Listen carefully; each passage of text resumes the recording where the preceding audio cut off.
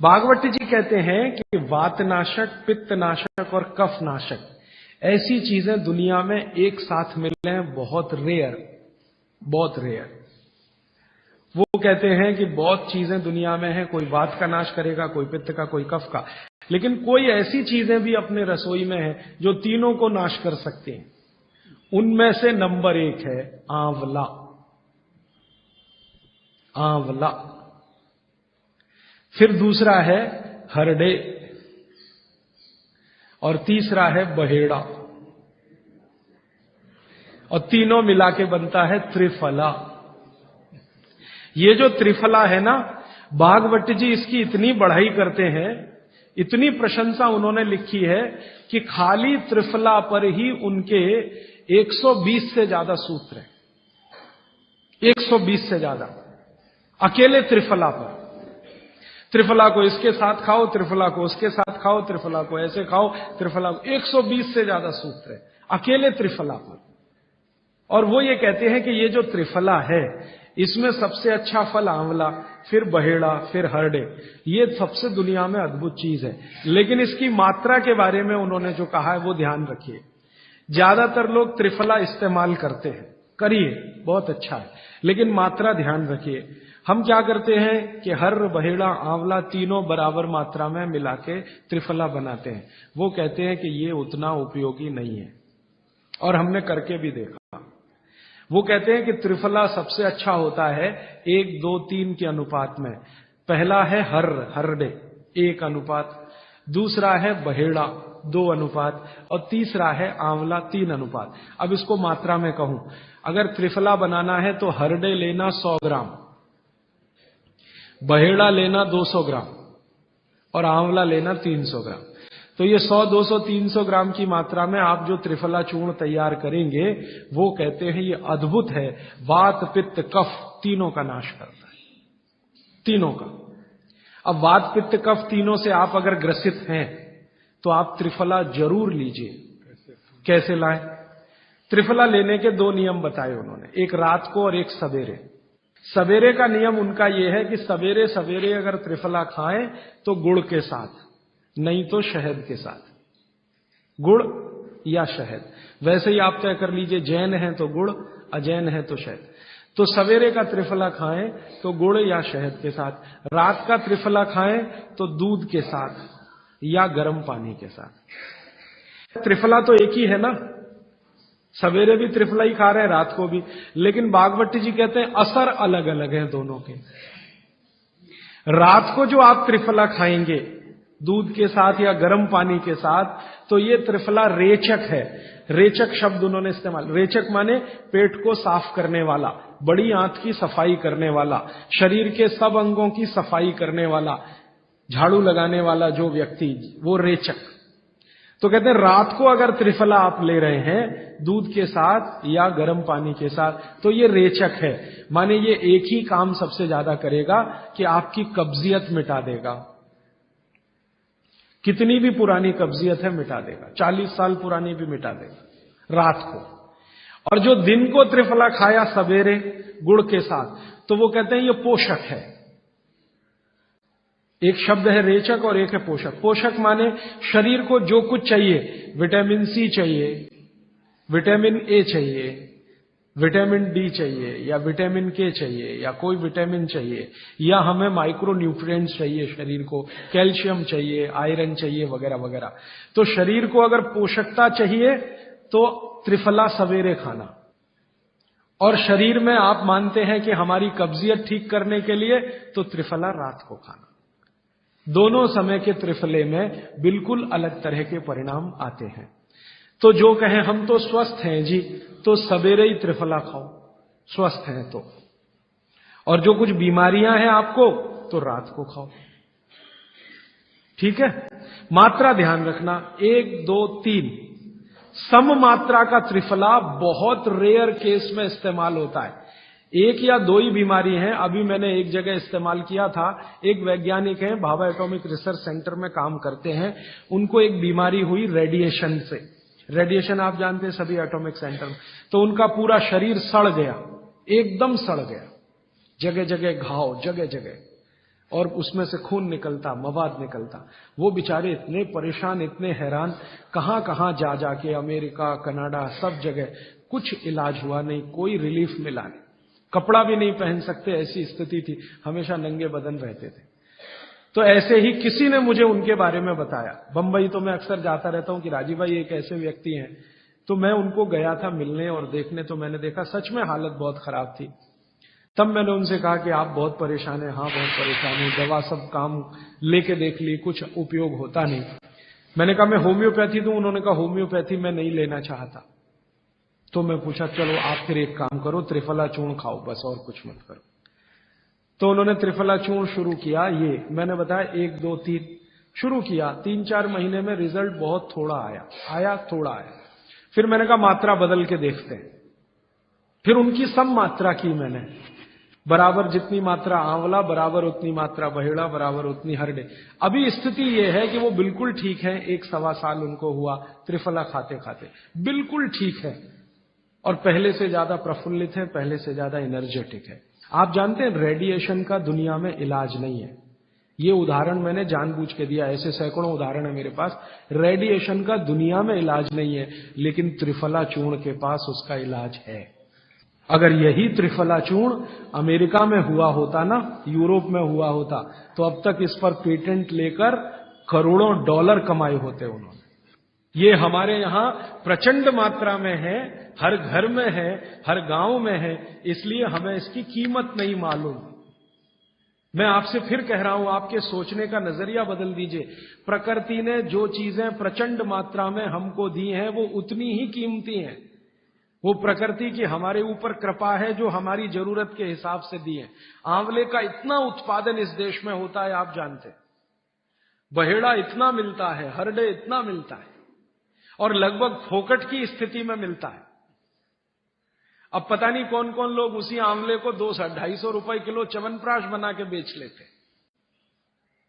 ये जो च्यवनप्राश है ना, ये त्रिफला चूर्ण से कई कई गुना नीचा है। च्यवनप्राश पे जितना खर्चा कर रहे हैं, उससे बहुत कम खर्चे में आप त्रिफला खाइए, च्यवनप्राश से भी ज्यादा असर है। तो मेरी आपको आज के लिए ये आखिरी सूत्र थी कि आप अपने जीवन में वात, पित्त, कफ तीनों को सम रखना चाहते तो आंवला, हरडे, बहेड़ा, आंवला, इन तीनों का उपयोग करना सीख लीजिए। घर में हमेशा इसको डब्बे में बना के पाउडर के रूप में रख लीजिए। अब आप कहेंगे इन तीनों को एक साथ खाएं, आप अकेला आंवला भी खा सकते हैं। आंवला तीनों दोष दूर करता है, वात, पित्त, कफ। हरडे तीनों दोष दूर करता है, वात, पित्त, कफ। और बहेड़ा तीनों दोष दूर करता है, वात, पित्त, कफ। इसलिए भागवत जी कहते हैं सर्वोत्तम फल यही है, आंवला, हरडे, बहेड़ा। दूसरे फलों से कई गुने ज्यादा ताकतवर यही फल है, आंवला, हरडे, बहेड़ा। अब आपको आखिरी एक छोटी सी बात कह दूं कि आप में से किसी को भी ये तकलीफ है कि आपके शरीर में मेद बढ़ा हुआ है। मेद माने मांस बढ़ा हुआ है। बहुत लोग परेशान है, मोटापा। मेद माने कफ बढ़ा हुआ है, सीधी सी बात। तो आप त्रिफला खाइए।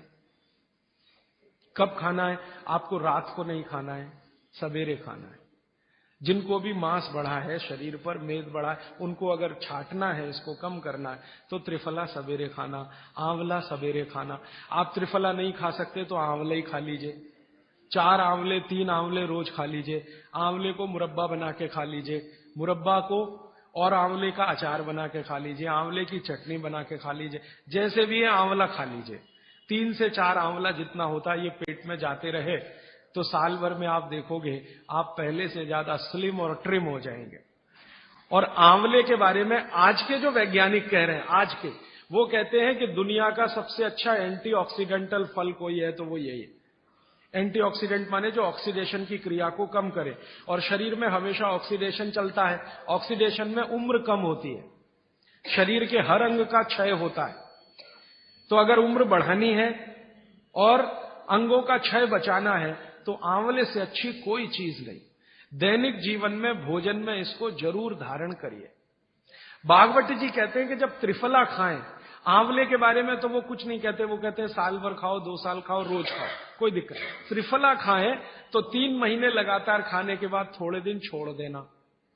3 महीने, 3 महीने 90 दिन खा के थोड़े दिन छोड़ देना, माने 15-20 दिन छोड़ देना, फिर अगले 3 महीने खा लेना, फिर 15-20 दिन छोड़ देना, फिर 3 महीने खा लेना। क्यों कर लेना ऐसा? वो कहते हैं कि ये छोड़ना जरूरी है बीच में, नहीं तो शरीर को आदत लग जाती है, और वो आपने अगर छोड़ा नहीं तो आपको कुछ दुष्परिणाम भी दे सकता है। लगातार अगर त्रिफला खाया तो कई दिन ऐसा लगेगा कमजोरी आ गई, अगर बीच में छोड़ा नहीं तो छोड़ के खाना। अब किसी व्यक्ति के लिए ये छोड़ने का समय है वो 3 महीने से थोड़ा पहले भी हो सकता है, ज्यादा भी हो सकता है, इसलिए मैंने बीच का बताया, 3-3 महीने करके छोड़ छोड़ के खाना। अब आज के लिए सूत्र इतना ही, आगे प्रश्न।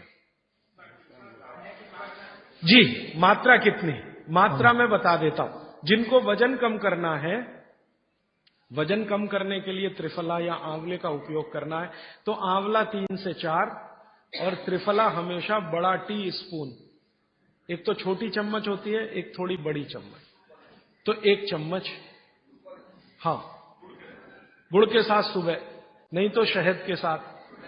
और जिनको रेचक के रूप में उपयोग करना, पेट साफ करने के लिए, आंतों की सफाई करने के लिए, वो रात को खाएं। रात को भी आंवला लगभग 1 चम्मच, लेकिन छोटी चम्मच। कैसे खाना है? गुड़ के साथ कैसे मिलाएं? आंवले का चूर्ण आपके पास है, थोड़ा गुड़ ले लो, चूर्ण और गुड़ को ऐसे हाथ से मसल दो, वो लड्डू जैसा हो जाएगा, गुड़ उसको अपने में समा लेगा, फिर गुड़ खा लो। पीछे से थोड़ा दूध पी लो। मैंने आपको कहा था कि भागवत जी कहते हैं कि दूध एक ही चीज के साथ पिया जा सकता है, वो है आंवला। क्या कहते हैं बहेड़ा वो? तानी। तानी। आप ऐसा करिएगा, ये प्रदीप भाई की दुकान पे चले जाइएगा, वो आपको शक्ल से दिखा देंगे, या कल यहां मंगवा के थोड़ा रख दीजिए पहचान करने के लिए कि हर क्या है, बहेड़ा क्या है, आंवला तो आप सब पहचान जी। हरड़ा को कड़का बोलते हैं, हरड़ा को कड़का, बहेड़ा को तानिकाय, बहेड़ा को तानिकाय, आंवला को पाल नेल्लिकाय, आंवला को पाल नेल्लिकाय या नेल्लिकाय सीधे कर दीजिए, ये तीनों। ये प्रदीप भाई ने एक सवाल पूछा है कि अगर हम वजन कम करने के लिए या मांस कम करने के लिए खाना चाहते हैं तो 2 बार खा सकते हैं? बिल्कुल नहीं, एक ही बार के लिए नियम है, सुबह ही सुबह आपके लिए सबसे अच्छा है।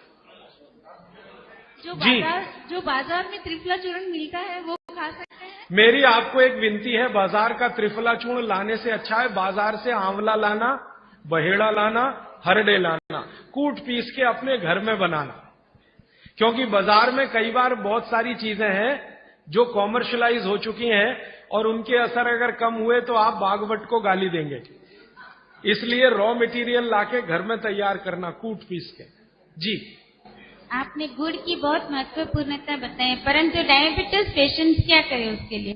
गुड़ आप डायबिटीज में खाइए, भरपेट आंवले के साथ खाइए, त्रिफला के साथ खाइए, कोई तकलीफ नहीं, कोई तकलीफ नहीं है गुड़ खाने में। डायबिटिक लोग भी गुड़ खा सकते हैं, शुगर ना खाएं। और जूस का क्या करें? डॉक्टर्स तो कहते हैं डायबिटीज डोंट ईट फ्रूट्स करके। आप बिल्कुल चिंता मत करिए, आप भगवान की दी गई जो शक्कर है, ईश्वर की दी गई शक्कर है, जूस में है, फल में है, वो आपको शायद मालूम है या नहीं, शक्कर जो है ना, शुगर, इसके कई रूप हैं।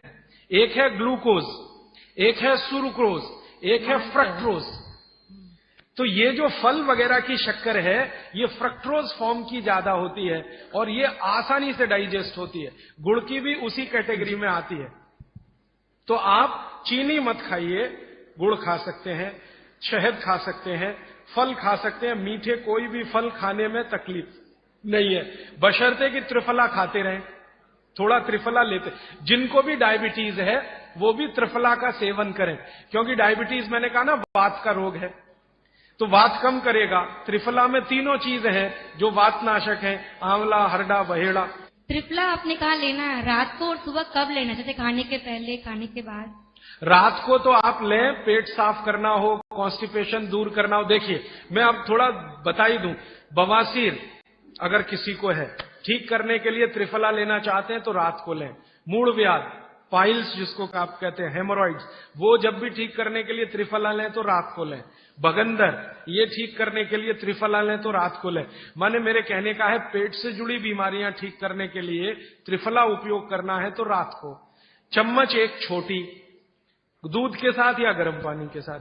और अगर आपको मांस कम करना है, कफ नाशक बीमारियां, कफ से जुड़ी हुई बीमारियां, तो सुबह खाने के बाद लेंगे, रात को, और सवेरे लेंगे खाने के पहले, खाने के ही नहीं नाश्ते के भी पहले 40 मिनट, नाश्ता करने से 40 मिनट पहले।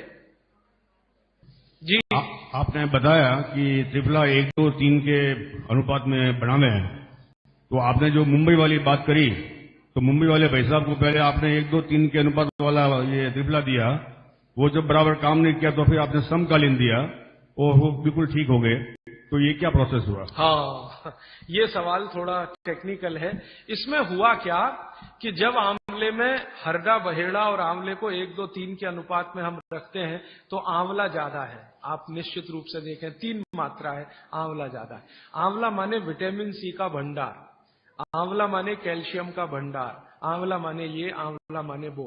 तो अब जब बीमारी उनको रेडिएशन की थी तो ऑलरेडी उनके शरीर का विटामिन सी बढ़ा हुआ है, क्योंकि रेडिएशन से वो एक्स्ट्रा होता है। तो हमने देखा आंवला अगर मात्रा उनके साथ है तो वो काम नहीं कर पा रहा है इतना, जब 3 मात्रा का है, क्योंकि जो चीज पहले से बढ़ी है वो और बढ़ाएगा। तो फिर हमने इसको कम कर दिया, हरडे और बहेड़ा को बढ़ा दिया, तो सम हुआ, तो रिजल्ट तुरंत आ गया। तो ये रेडिएशन जैसे गंभीर बीमारियों में, कैंसर जैसे गंभीर बीमारियों में इस तरह का उपयोग होता है आंवला, हरडे बहेड़े का बराबर मात्रा में। लेकिन बाकी जो साधारण बीमारियां हैं उनमें 1, 2, 3 ही रहता है, क्योंकि आपको कई जगह कैल्शियम की जरूरत है, विटामिन सी की भी। जितने लोग मोटे हैं उतना शरीर में विटामिन सी कम, जितने लोग मोटे हैं उतना कैल्शियम कम। तो कैल्शियम कम है, विटामिन सी कम है, तो मैं आपसे कहूंगा ही कि आंवला 3 मात्रा में लो तो वो बढ़े, तो बाकी चीजें कम हो। तो ये चक्कर है, ये थोड़ा टेक्निकल प्रोसेस है, आप लेकिन समझ जाएं, सरल भाषा में मैंने कोशिश की है बताने की। जी। In 1992, I went to Rajasthan. I studied Jainism. I have been following. I was 120 kg with top to bottom all diseases. Today, I am standing without any disease. I am 66. I am following 100% Swamiji's. I don't take idli, chapati or sugar. Particularly white sugar is nothing but carbon. Nothing but carbon. Carbon, charcoal koi खाएगा. The same way, the refined oil, nothing but again carbon. Asphalt, road के डालेगा ना, tar, that is. So, what he said, I learned it in Rajasthan. I was 127 kilo. Now I am just 49 or 50 kilo. Without any disease, from top to bottom, including lung cancer and mouth cancer, I cured without any medicine, only by food. The Swamiji's food. I have to thank Jainism. But one sorry state, kindly all Jains follow, not attending here, follow it. Don't listen and forget it. All these things have to go into your heart and eat healthy, live healthy. Thank you. मेरे पास एक कागज में लिखा हुआ प्रश्न आया है, छोले की दाल और दही साथ में खा सकते हैं? आप ये देखो, छोला द्विदल है क्या? है तो नहीं। और खाना है तो तरीका मैंने बताया, दही गर्म करके बघार लगा के। तो जो भी चीज द्विदल है उसके साथ दही खाएं तो बघार लगा के, तब उसकी तासीर गर्म होती है, तभी खाएं। धन्यवाद।